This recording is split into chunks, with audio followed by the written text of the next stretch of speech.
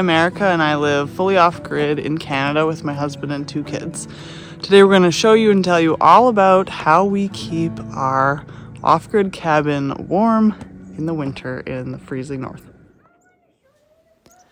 We live in our off-grid cabin in Alberta, Canada, year-round, and it can get very cold here in the winter, down to minus 40 degrees Celsius, which is minus 40 degrees Fahrenheit. So, as you can imagine, it's very important that we have reliable and effective heat sources. We rely on both wood and propane to heat our cabin. Let's first talk about the propane furnace.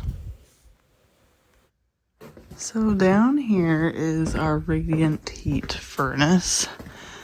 Turn on some lights as we go.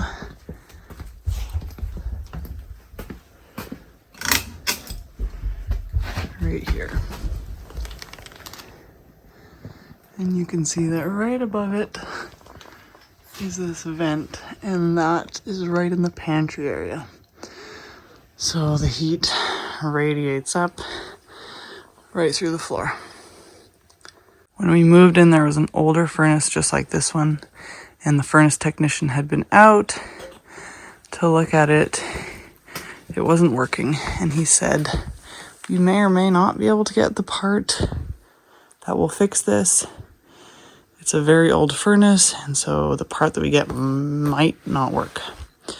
So we decided, rather than taking a chance and doing that and possibly having multiple visits from the furnace guy and problems in the winter, that we would just bite the bullet and get a brand new one and have the assurance that it was going to work all the time, because this is what keeps our pipes from freezing, allows us the freedom to actually leave and know that things won't freeze because we're not here to keep the wood stoves going. Here's that grate just by the stairs in the pantry, laundry, entry area, right in the middle. When the furnace isn't on, there is quite a draft of cold air up through this vent, so sometimes we keep it covered with this mat, sometimes we don't. This furnace is 6,000 BTU. It's primarily to heat the third of the house that doesn't have a wood stove. There is a fan on there that we could turn on to push the air up or run some ducting in the future, but we don't think that's going to be necessary. It's been great so far the way it is. Here Mark lit the pilot light and it stays on all winter, then we'll be off all summer when we aren't needing it, and then we'll light it again in the fall. This is our propane tank. It's very covered in snow, but it holds about 3,000 liters, and this is what fuels our propane furnace that's under the one side of the house. We have 2 wood stoves, this one right in the kitchen and then another one in the living room. The firebox in the kitchen stove is much smaller, but there's also a small oven underneath, which we use on occasion, which is fun. This stove doesn't produce as much heat, so we don't use it as frequently as the living room one, especially on the colder winter days. It's a nice one to use on warmer days in the winter when you don't want to get the house blazing hot, and also in the morning and evening in the spring and fall when you just need a fire for a couple hours. This is our first winter in this cabin, and it's been a pretty warm winter. And we haven't yet felt the need to have them both going at the same time. So it'll be interesting to see one day when it gets really cold, what's the point where we actually need to do that. These wood stove fans are wonderful. The bottom of the fan gets hot and the top stays cooler, and that temperature difference creates a tiny bit of electricity, which powers a motor to spin the blades. So the spinning blades push the warm air around into the room, it spreads the heat better, and no electricity or batteries needed. It is just genius. We use what's called a damper, which controls how much air flows in or out of the stove, so that affects how hot the fire burns. So if you open the damper, more air gets in, the fire burns hotter and faster. So this is awesome for starting a fire or for getting one going that's struggling. And if you close the damper, less air gets in, so it burns slower and cooler.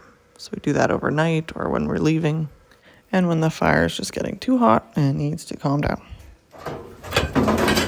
Burning wood produces creosote. That's a black, oily substance that sticks to the walls of your chimney. It builds up over time. It can catch fire, so it's really dangerous if you don't clean it out regularly. And it can also affect how your fires burn because it restricts the airflow if it's built up. So we clean it out regularly. We did this once in the fall. I'll link our video about that here. The previous couple clips were from when we did it in the fall. But we've been using the stove in the living room nonstop and started to notice the fires weren't burning as they should be. So Mark went onto the roof and cleaned it out again, and you can see what fell down into the stove. We let the fire in this stove die out overnight and then just lit a fire in the kitchen stove so that this stove was cool for Mark to work on. Another thing that we need to do regularly is clean out the ashes. Of course, as more wood is burned, more ashes pile up, and it makes the firebox smaller and smaller. So once it starts to feel pretty full, we remove the ashes very carefully to a bucket and take them outside. Firewood is a huge part of our life year-round because we are always working to ensure we'll have enough to get us through the winter. And by we, I mean Mark. This was our first year doing this, and we actually got way more than we needed, which is fabulous. We did a few different videos throughout the summer and fall documenting our firewood collection, so I'll link that playlist down below. Collecting firewood involves felling trees, which just means cutting down trees, bucking them into lengths that will fit into our wood stoves, splitting them into smaller pieces, especially if they're large, and then stacking them near the house. We estimate we got about 10 cords this year and haven't even used half of it yet. Here are our 2 finished piles when we were all done in the fall. A lot of you asked, how do we keep our firewood dry? It's just open and exposed. Well, obviously we don't. It gets snowed on, it gets rained on, and this is what Mark did all growing up. They never covered their firewood. We do plan to build a firewood shed in the future so that we don't have this annoying step of knocking off snow and ice. But the wood burns just fine as long as we've got a good base of coals, so some nice dry kindling. Another thing we plan to do is to build a nice big wood box. Right now we're using these small baskets beside the stoves. They don't hold a ton, and the 1-year-old likes to get in there and play with the leaves and bits of bark at the bottom, so it'll be nice once we have a bigger box. Along with firewood, we collected and made kindling. That's just small sticks to start fires with. We store those in our little kindling shed over by the propane tank. We layer some paper along with a few kindling sticks when we're starting the fire, then some smaller logs on top, and use a propane torch to easily get it going. Mark used a match all growing up. He had a wood stove, but the previous owners left these propane torches, and they're just so easy. No fuss. You just blast your setup with a propane torch, and guaranteed you're going to have a fantastic fire. Starting fires and managing fires in a wood stove is definitely more work and effort than, say, if you lived in a home with a forced air furnace, where you don't have to think at all about the heating situation.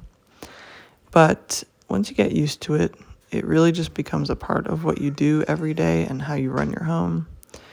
You look in that direction, you walk by, and you just know when you have to stoke it or add more wood or adjust the damper, and it just becomes part of your daily rhythm. My 1-year-old loves to grab kindling sticks or a smaller log and bring them over to me when I'm at the stove doing something.